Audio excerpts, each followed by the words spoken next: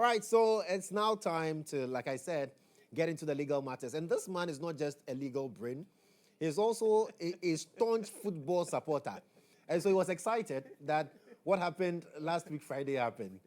I saw the excitement when you were in the stadium and all of that. Hey, Murtala. I tell you that you guys, if there's a place to have fun, Yes. the stadium. I don't think I can ever go there again. Why? The last time was 2008. Aside that, I've not been to the stadium ever. Why? What happened? You know, naturally, I don't really like You're sports. not a fan of football. Well, yes, and then the place is too crowded for me. It depends on the eyes that you have for football. Yeah. I don't like crowd. Yes. Personally, I don't like crowd. But the football, I love it. I know. I love the football crowd. And you know, on Friday, I was at the stadium, like you mentioned that. And when I go to the stadium, there's always that particular place that you always have to be. That's where you have the fun. Okay. That's where you have the fun and all of that. I remember on news tonight, the whole stadium, in fact, the network was too bad. Yes.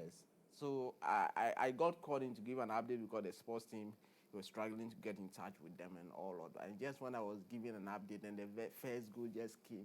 So it just challenged. It just crashed the whole thing. And the noise, the ambience at the stadium, you cannot even hear anything. You're just speaking, shouting. I can see the passion with which you are already talking about it. But another thing you have passion for is legal matters. And then so we'll get into the legal. If I leave Murtala, he will just talk about sports all day. But let's talk about court matters. Yes. And then I know that the issue with the former second lady, that has to do with the robbery incident. Absolutely. There's been some developments there. Yes. Matilda Amissah-Arthur, Mrs. Matilda Amissah-Arthur, Mrs. Matilda Amissah-Arthur, the wife of the late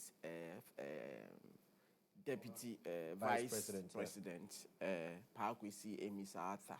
He notes that there's a case in court in which she and some 4 others, including businessmen, were robbed.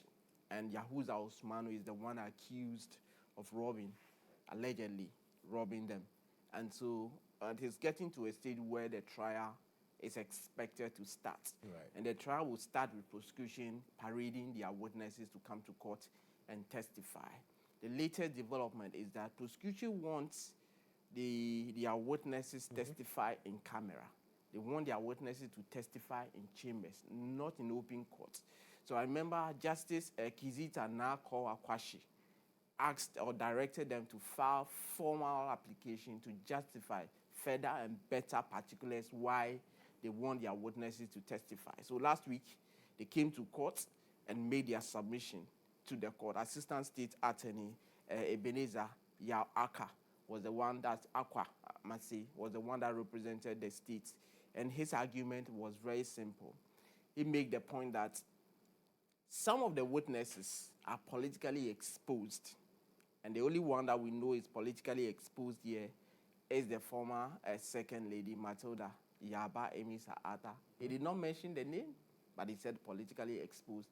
And the manner in which the thing happened, they are being guarded, or she's being guarded by there's a security arrangement for her by way of being the former second lady. And so if you come in open court and then testify, it will put some kind of spotlight on this security arrangement, and that will put her personal life in danger. That's one of the things. The second argument that he raised was to the effect that, look, the woman is traumatized, or the victim is traumatized, or some of the victims are traumatized, and so when allowed to come in open court to testify, it will be very difficult for them. So this, among other things, was to the effect that the court should grant them that opportunity. So the witnesses, some of the witnesses will testify in camera. The defense lawyers, Bernard Granton Obri was representing, or was being led by Paul Asibia Bariga, opposed to that and said, look, we are talking about a politically exposed person. And he particularly made reference to the former second lady and said, look, she stood on a public platform, narrated the whole incident that's happened, and it is still on YouTube. People go there, watch it, comment, like it, and say everything that they want to say. So what is different, the public and the court? Which one is even more? You get the point? I do. And so they think that it should come to court, the witnesses should come to court, testify. All the argument raised by the prosecution, the court should not listen. But Justice Kizita Nako Akwashi has fixed April 7 to make a determination on whether the prosecution's request will be granted or otherwise. So on the 7th, we'll be there. On the 7th of April. Absolutely. Definitely. I remember also a couple of weeks ago, was it 2 weeks ago? I sat down with Felix Kwachofosu, who is in charge of government communication, and I asked him, Oral had a lot of goodwill, but it looks like since John Mahama became president, we've not seen much done in terms of Oral. But the AG has been speaking on that too. Yes, so Oral, we've heard about Oral and Operation Recover all loot. Ghanaians are waiting. Absolutely, Ghanaians are waiting. And it has become a subject matter that a lot of people are talking, a lot of people. So when you make one or two things, what is Oral doing? What is latest from Oral and all of that? I want to take us back to when the Oral Committee presented their document to the President, That bulky document. That bulky document to the President, John Dramani Mahama, at the Jubilee House. Let's hear that day what the President, John Dramani Mahama, had to say in relation to the Oral. To those who think they can defraud the state and escape justice, let this serve as a strong warning. Ghana is no longer a safe haven for corruption. To those who stand for integrity, accountability, and the rule of law, I assure you that this government remains your steadfast partner in building a nation where honesty and hard work are rewarded. As we receive this report, let me assure the Ghanaian people that the work does not end here. The recommendations of the report will be carefully studied, and where legal action and investigations are warranted, they will be pursued without fear or favor. Every peso recovered will be channeled back into national development, and mechanisms will be strengthened to prevent such losses in the future.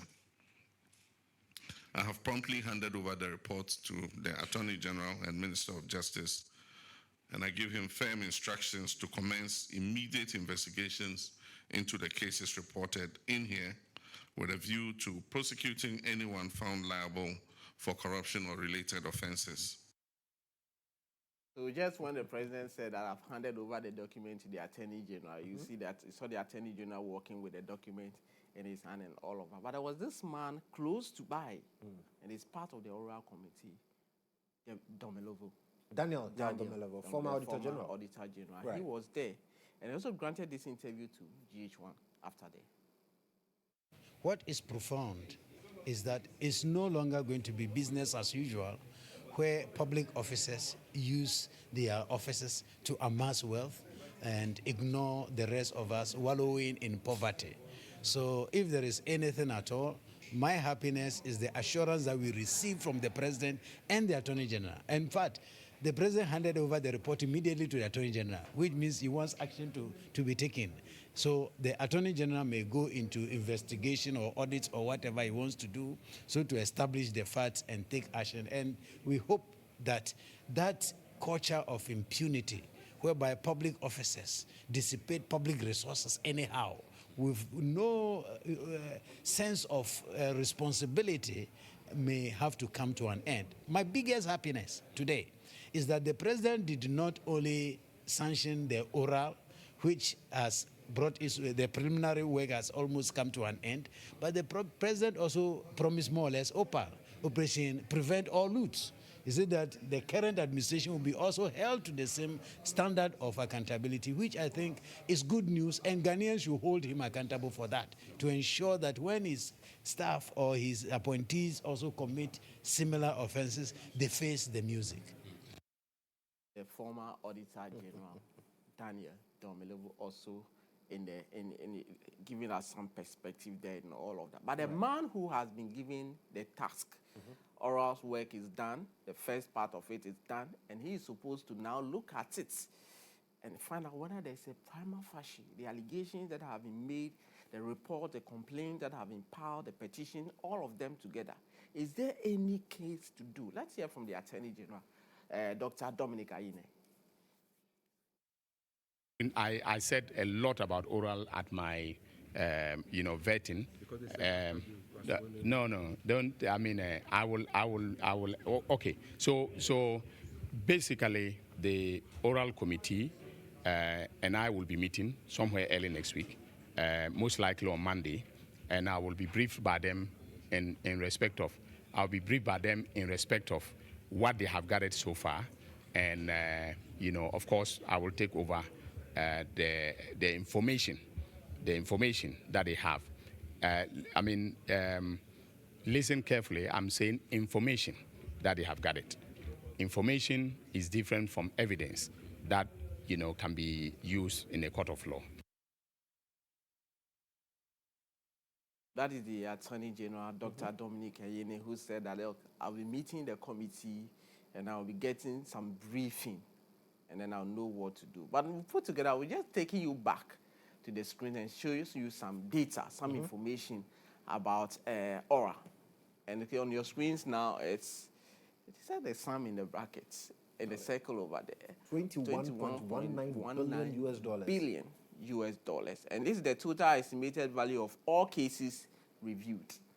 So the committee led by Samuel Okujeto-Ablakwa indicated that they received over 2,000 complaints in relation to that. Let's see the other slides. Absolutely. So in relation to all of this, so value of financial cases reviewed is 36 cases. And of course, if you put that one together, it's giving you $20.49 billion. Then estimated value, value of state lands review, also giving an estimation of $702.8 million. So that is one of the things that the committee has been able to ascertain or find out. Of course, Aura. So the Aura dashboard is saying that, look, if you look at between the period in which the team has been set up, so this one gives us some kind of background about this whole thing. But what is so important to us is the data, the information, the statistics that have been put here. It's a complaint received. Email alone received amounted to 924 of them. Then calls received 1,493. Total number of complaints received, that's what I mentioned earlier, 2,417. Then petitions, 44. Cases reviewed prior to Aura were 59. And a total of 230, the number of cases subjected to detailed review at 6 p.m. So this gives an initial benefit of Aura. This particular point gives an initial benefit of Aura. The first one talking about deepening the transparency and accountability. The second one corroborated with national security to save 50 bungalows, which would have been demolished by the Ministry of Foreign Affairs and other bungalows, in fact, belonging to this institution. Then collaborated with national security to save NDA land in cantonment. So this particular statistic gives you some of the institutions or some of the properties that belong to the state that were recovered or by way of the work of Aura, they have been able to protect in relation to all of this. So the reason we are bringing you this particular data is the effect that the Attorney General today, later this morning, we call it mid-morning, at 11 o'clock, the Attorney General, Dr. Dominic Ayine, and the team would be addressing the nation or be speaking to the media. And one of the things that is expected to feature is Aura.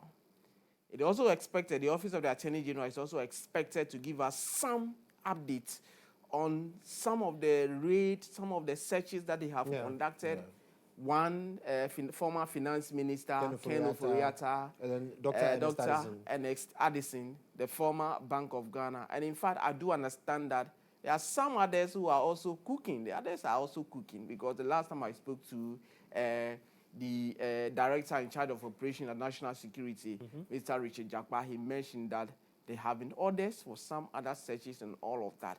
And we need to get some, and we are hoping that the AG will throw some more light on that. And before then, the AG has been meeting with the Australian High Commissioner to Ghana, Her Excellency Berenice Owen Jones, when the team paid a courtesy call on him and his team at the office sometime last week. And so within that meeting, something very interesting came out. And one of the things that came out has to do with Aura. So let's look at the other slide. Okay, so Operation Recover All Loot came up at that particular meeting. And at that meeting, what the AG said, or the AG indeed assured that his office was actively working on all information received under Aura, with ongoing investigation being conducted by the National Security Bureau and all of that. So information will be given. He went on to say that it's showing the AG's commitment to ensuring that oral or whatever tax they have been given. This is what the Attorney General said.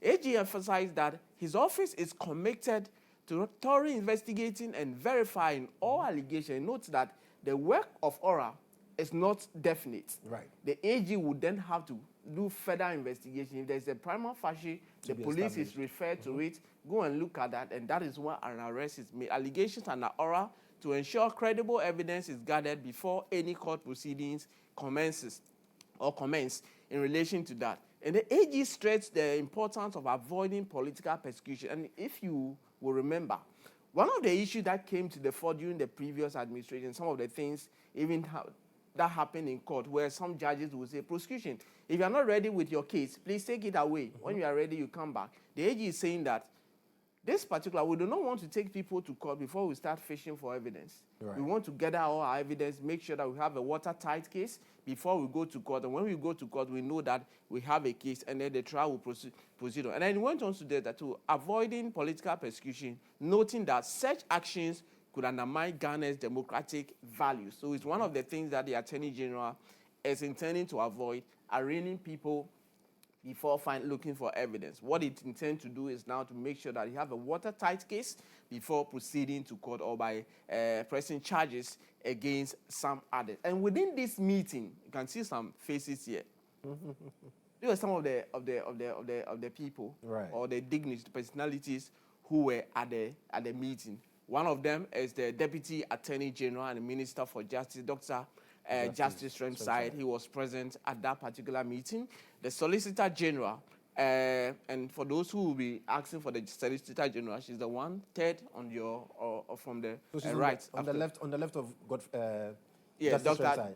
Justice Remside. So right, she is the Solicitor General, Mrs. Ellen Akpene Awu Ziwu. Then the Director of Public Prosecution, Mrs. GHOne Atakra Obobisa, so just close on the right side of the Attorney General, as Mrs. Yvonne Atakra Obobisa. Then the Acting Director of International Law Division, Dr. Sylvia Adusu, and the other senior officials, all of them were present at this particular meeting. So this morning, mid-morning, the Attorney General, Dr. Dominic Ayine, and the team, the Deputy Attorney General, Dr. Justice Remside, and the Attorney General's office as a whole will be giving some updates in relation to oral and some of the searches conducted by way of the former finance minister and also the former governor of the Bank of Ghana, Dr. Ernest Addison. So stay tuned for more, and this afternoon and tomorrow we'll bring you all the updates, all the reactions from that particular meeting. So that's all by way of court today, this morning. Murtala, thank you. And we'll be looking forward to that particular address Absolutely. by the Attorney General, because it has also raised a lot of questions in the minds of people having doubts as to whether this is being done legally, whether this is some witch hunting or whatsoever. So it will be good to hear from the Attorney General have been to put finality to the matter. Yes, there have been questions about, the oral's work is not, there's no law backing that. We do agree that. And that is why there's a channel, there's a process that the matter is handed over to the Attorney General. Look at it. The work of the oral doesn't make it, it's not a final work. Exactly. It's just a draft. Right. Look at it, if there's anything to learn. So it could be there over 2,000 plus complaints that they have received and whatever they have in the recommendation. The AG can look at it and say that, no, we've looked at it and we don't think there's anything to follow through. Right. Or we look at it and we think that there are substance for us to go through and all of that. So we'll get more updates when the Attorney General addresses the nation. And we'll bring it to our viewers Absolutely, live. absolutely. So it's one thing that you don't have to miss. You don't have to miss out. We'll be live with that particular one here on GHOne television. But Captain, thank you so much for bringing us court today. Thank you, Joshua.